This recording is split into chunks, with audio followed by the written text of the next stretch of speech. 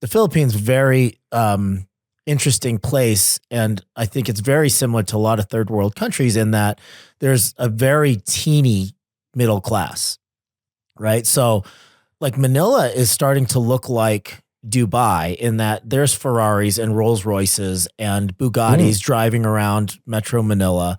And Manila is considered the most congested city in the world, right? There's 13.5 million people in like a landmass that's half the size of New York City, who has 16 million people. So people are crammed in there, but there's a lot of wealth there. There's a lot of Asian wealth. There's Middle Eastern wealth, and a lot of people are coming in because it's a very hospitable place to do business. Most of the population speaks English. They learn English when they are, in grade school. So it's cheaper to do business there in a lot of ways. The labor is much cheaper.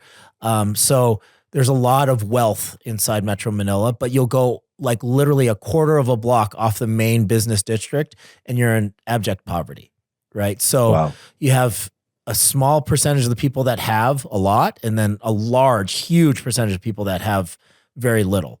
Like for instance, like the average wage there is 600 pesos per day, which it's 57 to 1. So people are making like $6 a day, right? Wow. For like, these are like hospitality workers, people that work in restaurants, people that work in hotels, people that work on cruise ships make very, very little money. So it's sad. And, I was in Tanzania last year. I was in Fiji. I was in Mexico. I was in Nicaragua, lots of third world areas.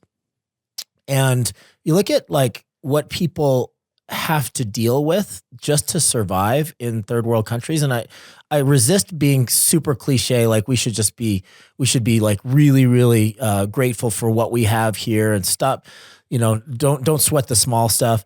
But if you look at Maslow's hierarchy of needs, right? So like once you have like the basic like shelter and warmth and food, that's like the base level of Maslow's hierarchy of needs. Once you have that taken care of, then you're talking about moving up Maslow's hierarchy of needs to like the tip of his triangle is self-actualization and enlightenment. Like, oh, nothing bothers me anymore. So you work your way up and you get wealthier and wealthier. And then at the top, wealth doesn't matter anymore. So like we're working our whole lives to try to ascend this ladder of enlightenment. And at the top of the ladder of enlightenment, you're like, well, nothing really mattered beyond like the base level of my hierarchy. Right. But what I'm trying to get at is that like people, even once that basic baseline of Maslow's hierarchy of needs is taken care of, which, all humans evolved into like hunters and gatherers and like living in caves and then like being able to utilize tools, and our biggest benefit is our ability to adapt and the size of our brain.